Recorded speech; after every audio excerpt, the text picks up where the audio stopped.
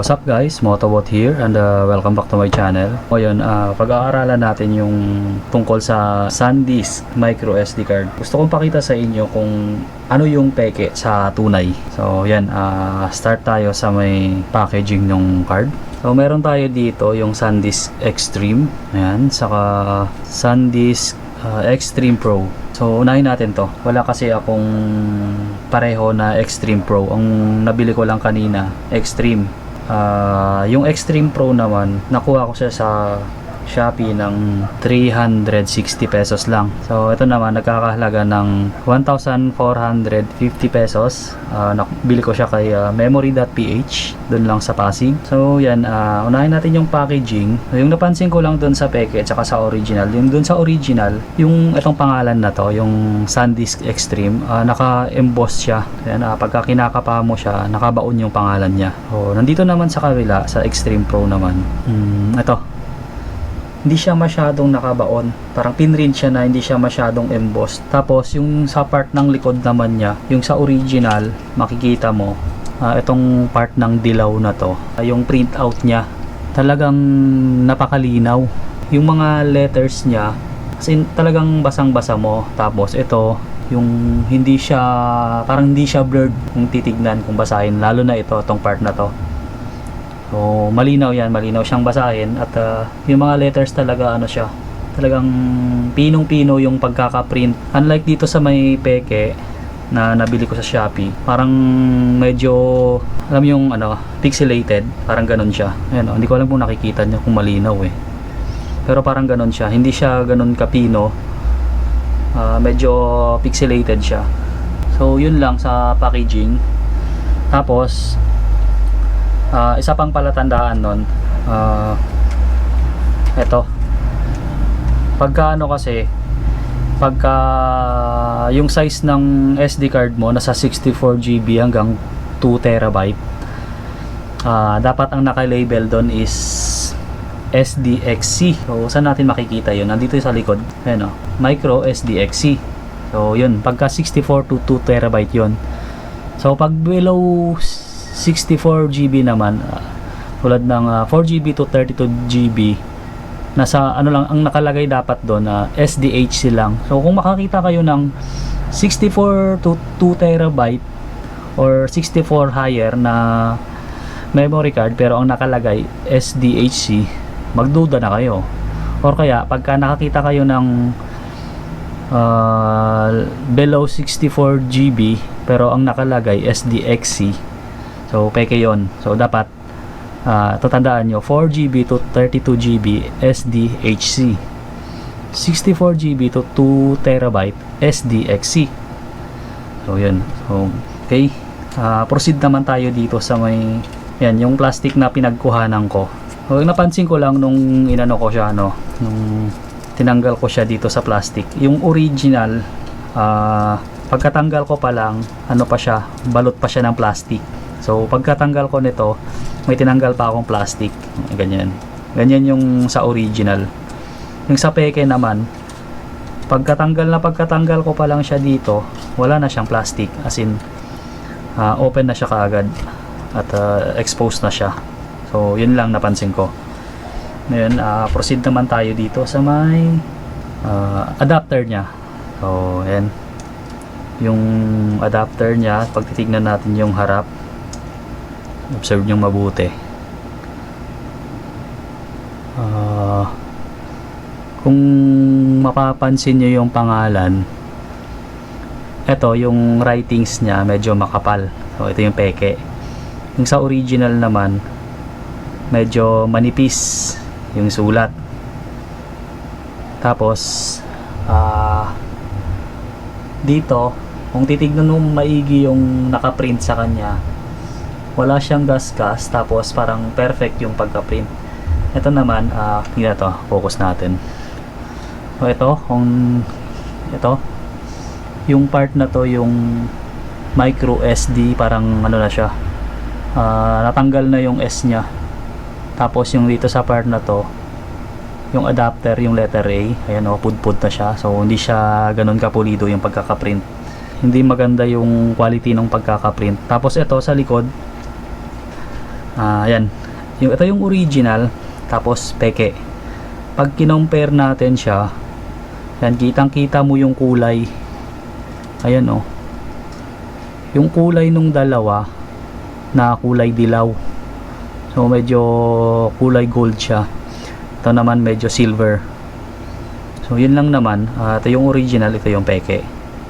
So observe nyo lang mabuti. Pero wag sa paano kasi siya, pagkabili mo pa lang kasi, ang una mong makikita ito talaga, itong harap. So malalaman mo na agad. Tsaka sa presyo pa lang, di ba? Obvious na. Yan. So next, ito yung ating SD card. So based naman dito sa texture ng ating micro SD card, yan, yung peke kasi dito, ito yung Extreme Pro. Tapos itong dalawang nasa kanan ko, yung SanDisk Extreme tsaka SanDisk Ultra, yung pagkaka-print dito sa harap, talagang maganda siya. Hindi mo siya mahahalata talaga na peke ito sa part na to, kasi pulido yung pagkakagawa. Ang tanging basihan mo lang dito pag binaliktad mo siya. Yan. Pag tinignan mo yung original, no, yung print out ng original, meron siyang serial number na nakaganito. Yan, tapos nakalagay dyan made in China. Compare natin siya dito sa isa. Itong dalawa na to, ito yung peke. Wala siyang nakalagay, di ba? Hindi siya mapapansin kasi ang sulat niya para siyang ano eh, nakaganito siya oh, sa side na yon. Ano, tapos ang nakasulat doon, made in Taiwan. So ayan, yan yung isang palatandaan. Dapat ang nakalagay ganito, nakatayo siya ng ganyan. Yan ito, made in China. Kasi ito naman, ang daming nakasulat made in Taiwan, tapos hindi siya masyadong basa. So yun lang naman ang palatandaan ng peke tsaka sa hindi. Tapos ngayon, try natin kay Yeelight action camera. So obviously alam naman natin na pagka original magwo-work siya dito. Ngayon itatry natin yung fake na SD card. Open natin. Ito, SanDisk Extreme Pro, lagay natin. Yan. Tapos battery, yan, on natin.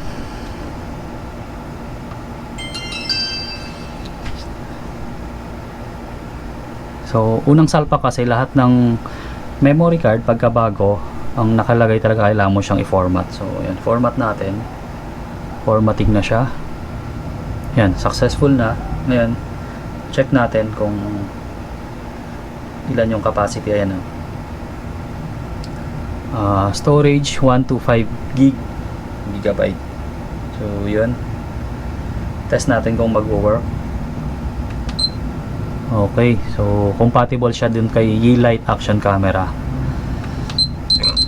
Hindi na rin natin i-test yung original kasi obvious naman nagagana yun eh. Ngayon,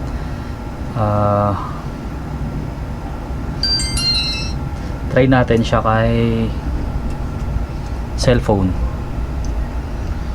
So ito pa rin, itong fake na to na made in Taiwan, 128 GB na SanDisk Extreme Pro. So open natin si phone. Una pakita ko muna yung original na nakasalpak dito. Punta tayo kay memory and storage. Ayan o, ang nakalagay dyan 32 gig. So ngayon itatry natin dito kay Extreme Pro kung mag-work siya talaga. Kunin natin to. Yan, salpak natin. Tapos open natin yung phone. Punta tayo ulit kay settings, then memory and storage. Hindi niya na-detect. Wait lang, close natin. Isa pa. Hanapin natin yung settings, memory and storage. Yan, hindi niya na-detect talaga. So yung peke hindi nabasa dun sa phone ko, pero nag-work siya dun kay E-Light action camera. Ang nakalagay dito, eto. So nag-prompt yung phone ko na using low speed SD cards may impact system performance. Please use cards that are class 10 or higher. So ibig sabihin, naka-indicate dito sa may lagayan ng card na to na class 10 siya, pero ang totoo niyan, hindi para siya class 10 kasi ano pala to eh, alam niyo yung mga peke na card kahit hindi class 10, parang piniprint lang nila doon na class 10 siya, ganun yung specs niya, pero dahil nga peke siya, hindi siya totoo. So hindi siya binasa at na-detect natin na hindi siya class 10. Ngayon, tanggalin natin to ulit. Balik natin try natin to tong original, yung SanDisk Extreme 128GB, same din sila. So yan, settings,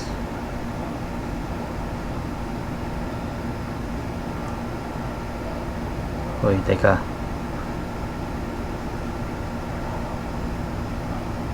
ito mali pala ako ng tingin kanina. So yan ang total niya, 119GB free. So yan, na-detect natin siya. So wala naman SD card na perfect talaga pag nakalagay na 128GB, 64GB. Hindi siya perfect na ganun. So may iba doon na lagpas yung capacity, meron doon na mas mababa tulad nito. Isa pa, ulitin natin si SanDisk Extreme Pro. Balik kasi ako ng tinignan kanina eh. So yan, memory and storage, ayan yung nakalagay, nabasa naman niya pala 125GB, pero yun nga lang, merong warning na hindi daw siya class 10, tsaka slow daw yung memory card na yun. So okay, so ibig sabihin nag-work naman siya dito sa phone na to.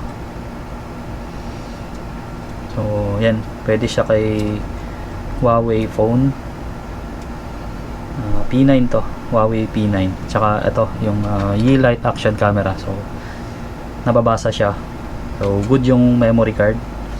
Kaya lang kay GoPro talaga hindi siya nag-work. So yan, magsi-switch lang ako ng camera, no. Si E-Light naman ang gamitin ko, tapos test natin kay GoPro yung mga SD card na to.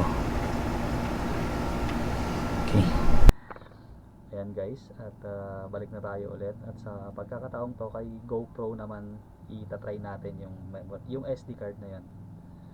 So open lang natin si GoPro, no. Pero yung SD card na gamit ko kanina, ito ano din to, 64GB Kingston naman. Yan ang nakalagay naman na serial dito, nakapatayo din naman siya.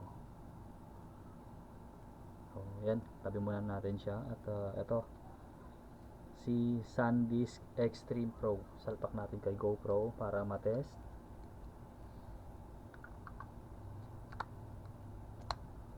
So yan, on natin si GoPro.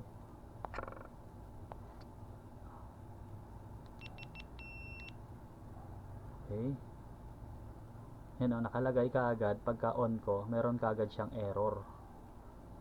So hindi siya tinanggap ni GoPro kasi nga hindi siya class 10, kasi ang requirement ni GoPro SD card na class 10 or higher. Saka talagang maselan talaga tong GoPro pagka peke, alam niya, nadidetect niya at hindi niya matatanggap-tanggap kaagad. So off natin. Dalawa kasi itong SD card natin, try naman natin yung isa. Ito, tabi natin dito sa taas.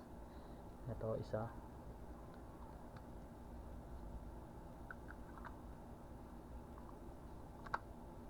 Tapos on ulit natin.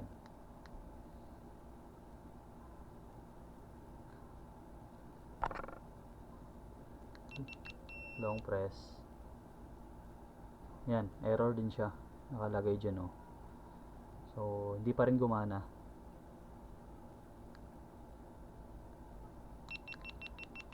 So, last na. Ito naman try natin yung original na SanDisk Extreme. So, itong pareho na to, hindi siya gumana kay GoPro. Yan. Yan yung tiga 360 pesos sa Shopee. Ito naman, nabili ko kay memory.ph sa 1,450. So, ang layo ng diferensya. So, actually kasi yung SanDisk Extreme Pro na original nasa 1,900 pesos yung original na price niya. Ito 360 pesos lang sa Shopee. So ito 1,450 lang siya kasi ano lang siya SanDisk Extreme, di siya Pro. So may pagkakaiba yon kasi yung write speed nung Extreme Pro nasa 100 Mbps. Ito kasi 90 lang. On natin si ating GoPro. Saan na yun? Baliktad. Yan. So yan, nag-work agad siya. Try nating mag-record. Diba? Recording na siya. So ito yung ating setup. Ito yung ating Boya mic. Tapos yan yung ating Yeelight action camera. So yan. Okay. So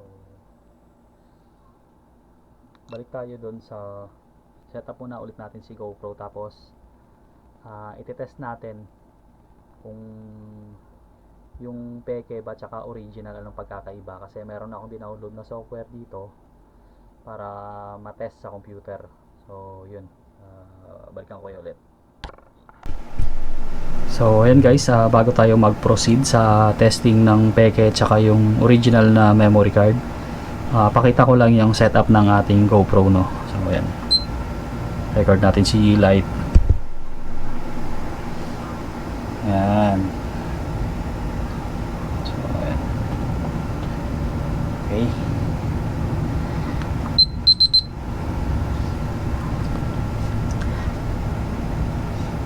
Turn off. Okay, so tabi muna natin yung ating Yeelight at itong mga to. Ngayon itetest natin tong ating SanDisk Extreme tsaka yung dalawang peke na SanDisk Extreme Pro. So meron akong ano dito, meron akong card reader dito. Unahin natin si original. Okay natin siya at sasalpak natin siya sa ating PC.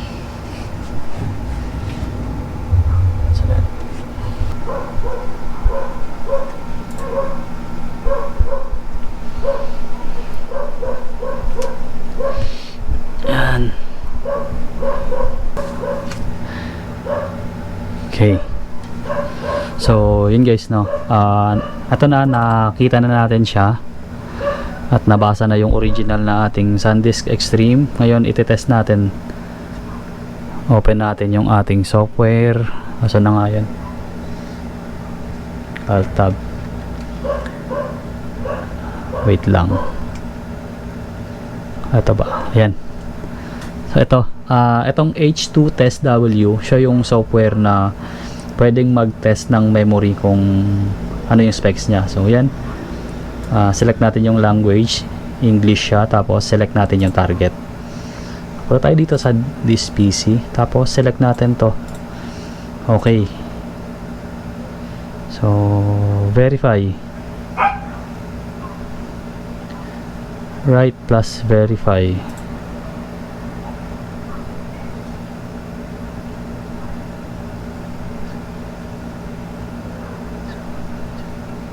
Okay. So nag-warning siya na bago natin i-test, kailangan natin siyang i-format.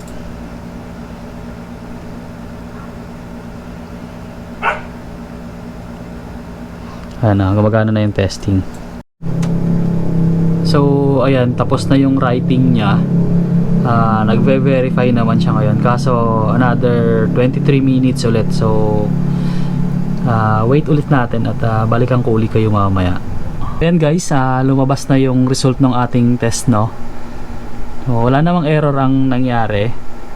Nakalagay dito yung writing speed niya is 79.2 megabytes per second. So ang reading speed naman niya is 85.7 megabytes per second. So ayan, ngayon test naman natin si SanDisk Extreme Pro, yung made in Taiwan na galing Shopee, para makita natin at ma-compare. So balikan ko ulit kayo. So yun, naisalpa ko na si SanDisk Extreme Pro. Meron siyang files na laman. Gawin natin, copy muna natin yung laman, tapos saka natin siya i-format. So paste muna natin dito para sure na hindi tayo mawalan ng files. Ayan, medyo matagal nga lang, no, kaya mamaya ulit pause muna natin, stop muna natin yung video. Yan, so clear na yung ating Extreme Pro memory card. Run na tayo ng test. So browse natin, punta tayo dun kay ayan, letter E, tapos okay, proceed. So yun, medyo matagal nga lang to ulit at wait natin matapos at balikan natin mamaya. So yun guys, balik tayo sa topic at napansin ko ngayon lang din, no, na kung naalala nyo kanina dun sa unang test natin dun sa may original na SanDisk Extreme, yung writing speed niya is around nasa 80 to 85. So eto, nakalagay naman dito, kitang kita dyan na nasa 8.74 MB per second, Mbps. So sobrang bagal, imbis na nasa 20 minutes lang siya. Same lang din naman yung capacity nila, which is 128 GB.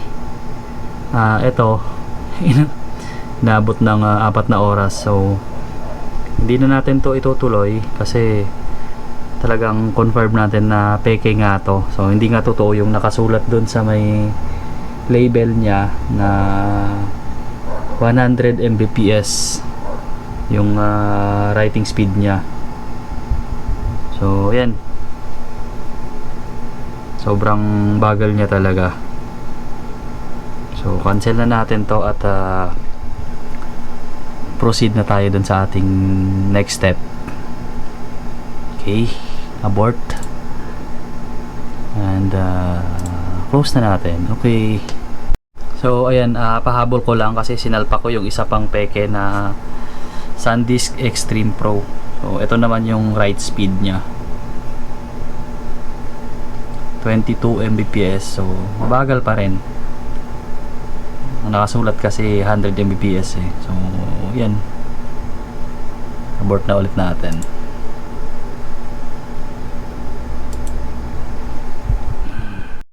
And lastly, to confirm lang ng ating original na Extreme Pro, no.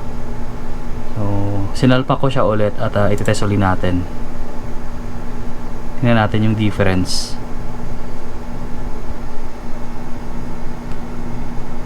Verifying na lang siya kasi na test na siya kanina eh.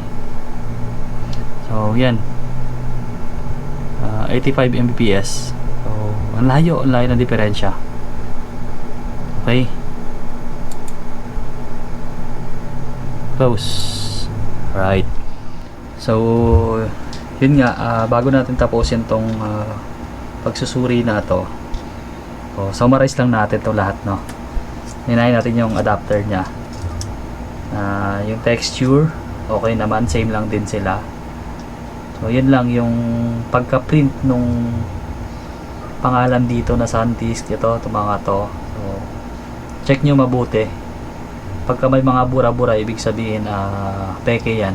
Unlike dito kasi sa original, talagang napakapulido ng pagkakaprint.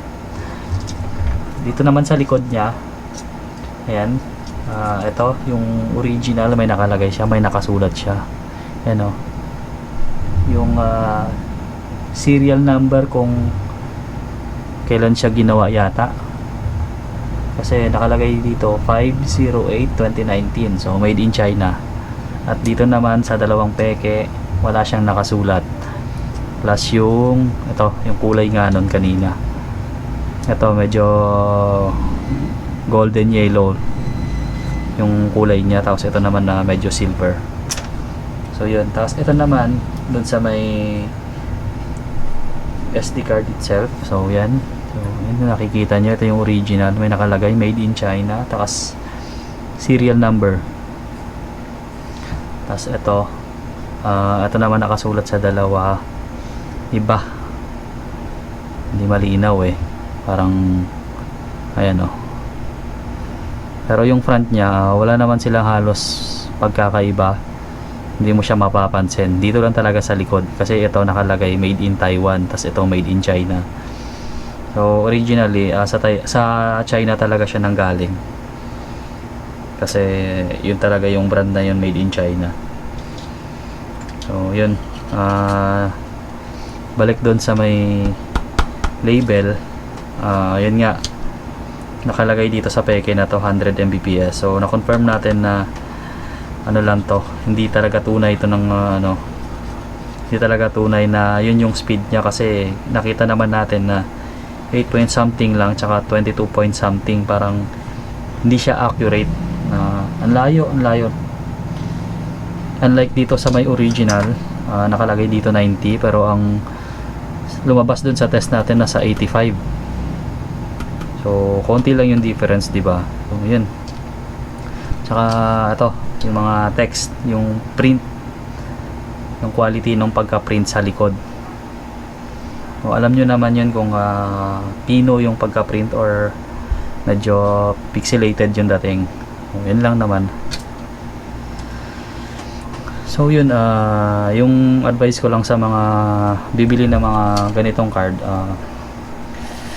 huwag natin i-consider yung presyo lang, no, kasi talagang ang daming peking produkto talagang nagkalat sa market, na kung hindi natin susuriin ng maayos, talagang hindi natin malalaman. So kasi ako, honestly speaking, parang naloko din ako kasi kala ko mag-work talaga siya, kasi ang binasehan ko lang kasi yung reviews doon ng mga bumili na, kasi nag-work naman daw, pero ang dami palang dapat kailangang i-consider pagka bibili, kasi yung write speed niya, yung read speed,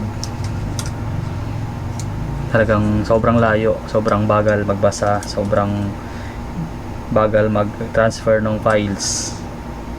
So nagets ko na rin kung anong importance nito, kung write speed niya tsaka read speed. So yan. So yan yung isang dapat isaalang-alang natin pagka bibili tayo ng memory card. Tsaka maliban kasi doon sa may makakakuha ka nga ng malaki nga yung storage, pero kung sobrang bagal naman siya, parang pangit lang din, di ba? Parang din, tawag doon, time consuming, gano'n. So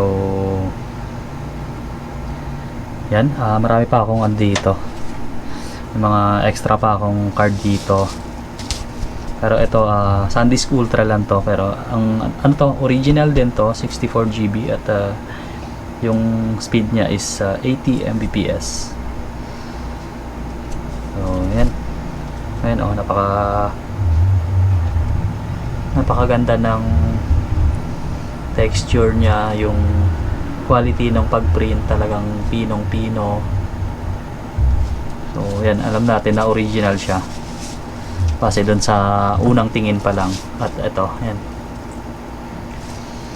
Okay, so hanggang dito na lang tayo, guys, no? At papaalam na ako, at sa susunod ulit.